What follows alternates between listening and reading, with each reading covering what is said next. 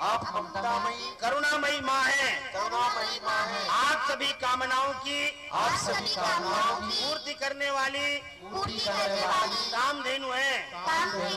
रूपा है। सभी के तीर्थ स्वरूपा है। माँ आप गंगा की पावनता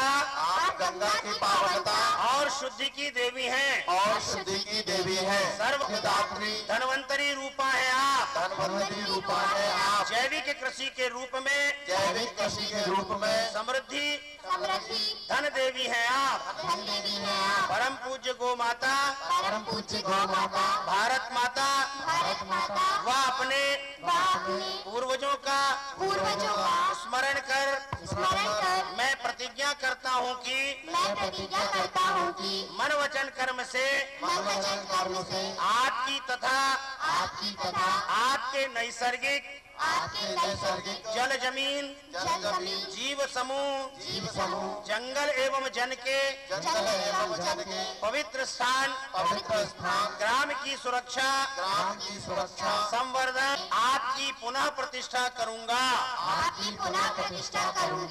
मेरा ग्राम मेरा तीर्थ बने इसके लिए उसे सुंदर स्वावलंबी बनाने के लिए मैं तन मन धन से प्रयत्न करूंगा। हे माँ इस शुभ संकल्प की पूर्ति के लिए मुझे शक्ति एवं सामर्थ्य प्रदान करें। मैं बोलूंगा पूरा वाक्य, उसके बाद आप दोनों हाथ उठा करके वैसे ही दोहराएंगे। गो माता की जय। गो माता की जय। गो माता की जय। गो माता की जय।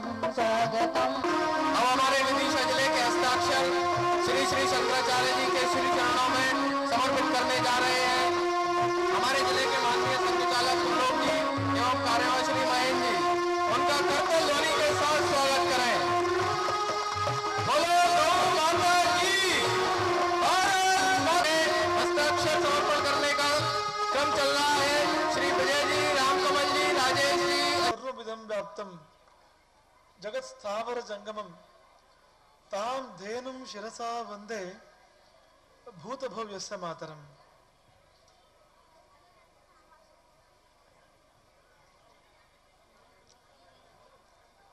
श्रुति स्मृति पुराणानामालयम करुणालयम नमामि भगवत्पादम शंकरम लोक शंकरम।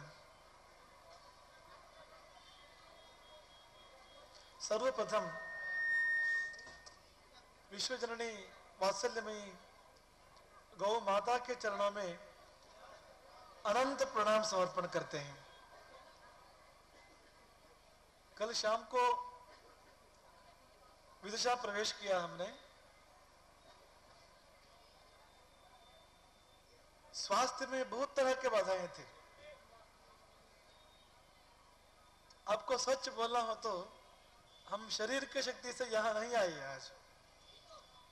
अगर आज हम आपके सामने उपस्थित है तो गौ माता की शक्ति से।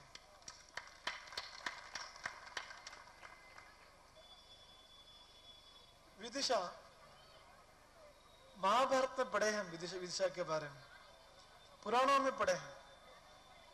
ये पुरानी नगरी है, पुराणों का समय की नगरी है। ये महाभारत युद्ध में विदिशा का प्रस्ताव है। विदिशा बहुत सुंदर नाम है।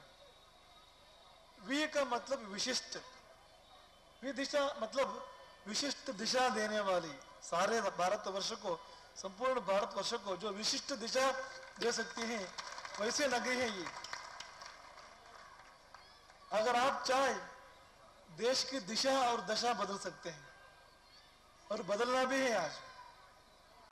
राष्ट्र प्राणी के रूप में घोषित की जाना चाहिए, और सच है वो राष्ट्र माता ही है, कहने की जरूरत नहीं है। मैं आप लोगों से पूछती हूँ कि आपको माँ ने जन्म दिया, आपकी माँ ने तुम्हें 6 माह और साल भर दूध पिलाया, लेकिन हमारी इस गौ माता ने बचपन में भी पिलाया है और अभी भी पिलाती जा रही है। और जब तुम अस्वस्थ होते हो उस वक्त डॉक्टर वैद्य भी कहा करते हैं कि भैया औषधि तो खाना है तुम्हें, लेकिन ये औषधि गाय के दूध के साथ में ही लेना है और अस्वस्थ अवस्था में तुम्हें गाय का दूध ही पीना है, इससे तुम स्वस्थ हो जाओगे। तो आपने उस बात को अमल किया और गाय का दूध पिया, लेकिन आप इतने कृतज्ञ हो गए, मुझे आश्चर्य होता है। ऐसा कौन प्राणी बैठा है कि जिसने गाय माता का दूध ना पिया हो? हाथ उठा करके बता दीजिए कि हमने गाय का दूध नहीं चखा है। अगर गाय का दूध आपने चखा है तो आप वफादार होंगे, क्योंकि हमारा वो गाय प्राणी नहीं है, हमारी माँ है और माँ ने दूध पिलाया है और हम इतना भूल चुके हैं। एक कितना स्वार्थी जीवन रहा हमारा। ये सोचिए आप कि कितना उसने उपकार किया, कितना सब कुछ किया, लेकिन जब उसने दूध देना बंद कर दिया, उसकी वृद्ध अवस्था आ गई, तो तुमने उनको हरा घास भी खाने को नहीं दिया। आश्चर्य की बात है।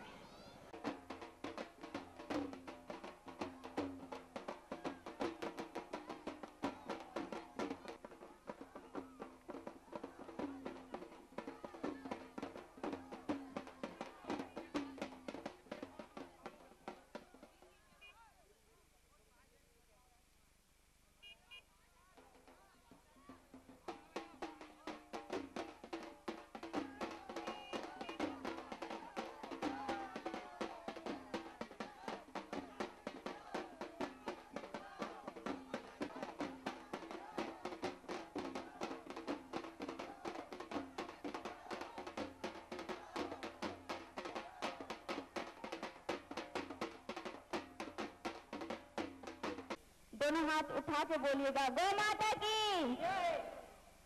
आज विश्व मंगल गौ ग्राम रथ यात्रा आपके बीच आई हुई है, कारण क्योंकि आज हम गाय के महत्व को क्या है यह भूलते जा रहे हैं। अगर कुछ जानते हैं तो बस केवल इतना ही जानते हैं कि गाय माता केवल हमें दूध देती है और उसे हम पीते हैं और हष्ट पुष्ट बन जाते हैं, बस इतना ही जानते हैं। लेकिन जीवन में जब इतना ही जानेंगे तो उसके लिए कोई महत्व नहीं होगी, और जब किसी का महत्व और गुण नहीं जानेंगे तो उसकी आदर हम कैसे करेंगे।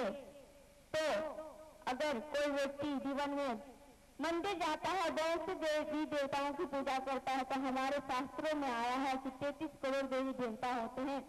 अगर एक साथ आपको पूजा करना हो तो आप किस प्रकार करिएगा? अगर अब साल भर में प्रत्येक दिन एक देवता को आप पूजिएगा तो 365 आप पूजा कर पाइएगा। लेकिन अगर आप किसी विद्वान और पंडित से भी जाकर पूछेंगे तो बहुत जानकार होंगे, तो कहेंगे कि आप गौ की पूजा कर लो तो आपकी एक साथ 33 करोड़ देवताओं की पूजा होगी। और अपने जीवन में 84 लाख योनि है और उसमें केवल एक ही योनि ऐसी है जिसकी अगर पंचगव्य बनती है तो उसके मल मूत्र सब उपयोग कर सकते हैं। बोले वो योनि केवल गौ माता में होते हैं। मनुष्य तो होते हैं, बहुत अच्छे अनाज खाते हैं, खीर खाते हैं, पूरी खाते हैं, लेकिन उसके मल मूत्र काम में नहीं आते हैं। लेकिन गौ माता केवल हरी हरी घास खाती है। कहते समाज से गाय और संत ऐसे दो चीज हैं जो लेते तो बहुत कम है, लेकिन उसको झोली भर भर के वापस देते हैं। लेकिन आज उस गाय की महत्व को हम भूलते जा रहे हैं। बोले गाय की महत्व अगर है तो क्या है? बोले कोई व्यक्ति गाय के कितने को लगा सकता है? तो लगाए तो बहुत 1 रुपए में भी बिक जाएगी।